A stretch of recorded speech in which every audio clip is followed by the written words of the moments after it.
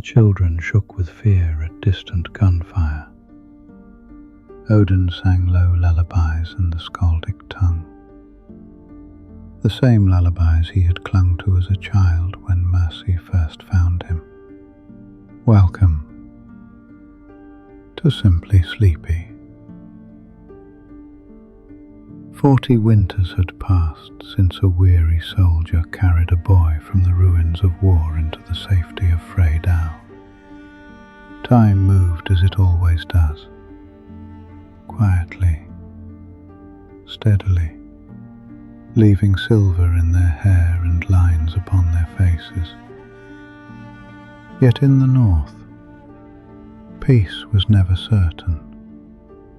Beyond Freydal and Vardrak lay Keldar, a small and struggling country whose people were caught between the might of greater powers.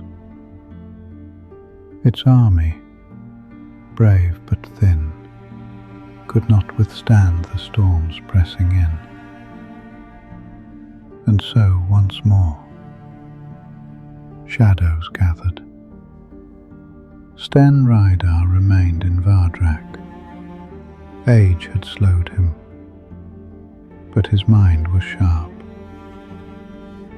and his heart still carried the memory of the boy he once saved.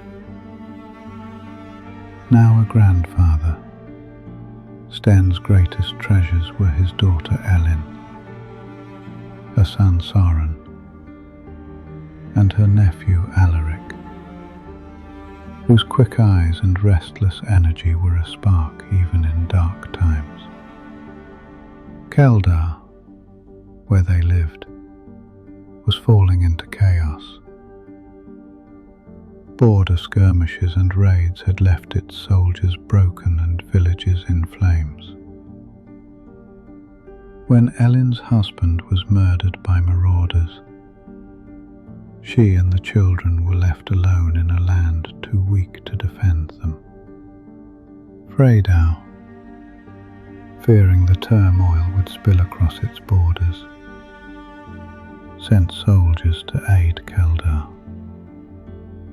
Among them was Odin Karlsson, no longer the soot-streaked boy, but a seasoned soldier of Freydal, his eyes as sharp as the mountains he had grown among. His comrades knew him as calm, steady, and unshakable in battle, though none could guess the old bond that once tied his fate to a man across the border in Vardrak. On a cold evening in Keldar's highlands, Odin did not know who they were, only that they needed protection. He offered his cloak, his bread, and his strength. When soldiers passed too near, he shielded them. When Soren or Alaric shook with fear at distant gunfire, Odin sang low lullabies in the skaldic tongue, the same lullabies he had clung to as a child when Mercy first found him. The little band did not stop in the village long. War has a way of finding its way even into quiet corners, and Odin knew the soldiers would not stay behind forever. But for that moment, just a sliver of time, they were allowed to breathe. Alaric, though frightened, showed his courage in small ways. He helped Soren over slick rocks, pointed out safer paths through the forest, and whispered warnings when the clatter of soldiers approached.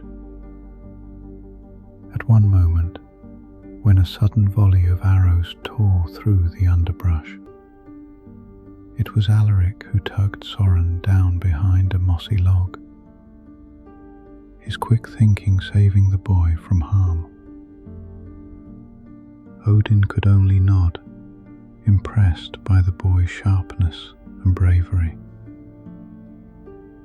Step by step they moved through forests, waded across rivers swollen with spring mount, and traversed roads scarred by battle. Alaric ever alert at Soren's side. Elin watched them closely, sensing something familiar in the way Odin cared for her son and nephew, not with duty alone, but with a tenderness rarely found in war. At last they crossed into Vardrak. Waiting for them in a quiet village was an old man leaning on a staff, his steel grey eyes searching the horizon. Sten Rydar, frail but unbroken. When Elin rushed into his arms, Soren and Alaric clutching close, Sten wept openly, his shoulders trembling with relief. Only then Soren clung to Elin's side, his eyes darting to Alaric. The older boy straightened under the look. He had no sword, no armour, but something inside him had begun to harden, not into cruelty, but into resolve. In the nights that followed, Alaric would keep watch when the adults slept, scanning the dark for the flicker of enemy torches. His whisper became a promise to himself. No one would take Soren while he breathed. And Odin lay awake, staring at the rafters. The lullabies he had sung to comfort them echoed back as memories of a different life. He had once been small enough to hide beneath Sten's cloak. Now he was the shield. But what would he be when this was over? Could a man made for war become something else? Or was he only ever a blade in another's hand? At dawn the old man rose, leaning on his staff. "You cannot stay here," Sten said quietly. "The border is only the first line. They will come." Odin nodded. "I will see them safe." Sten's steel grey eyes softened. "No," he said, "we will see them safe." That morning, the five of them set out again, Sten moving slowly but steadily at the rear, Elin at his side, Soren and Alaric whispering in front, and Odin as a dark sentinel between them and the horizon. The forest opened onto a road where frost still clung to the grass. Above, crows wheeled, their cries sharp and echoing. When the first skirmish came, it was not soldiers but hunger. A group of ragged deserters emerged from the trees, knives glinting, eyes hollow. Odin stepped forward, but before he could speak, Alaric planted himself between the men and Soren, holding nothing but a crooked branch like a spear. His voice did not shake. "Go," he said. You'll find nothing here.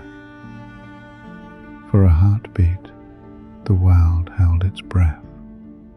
The deserters saw not a boy, but something older, sharper.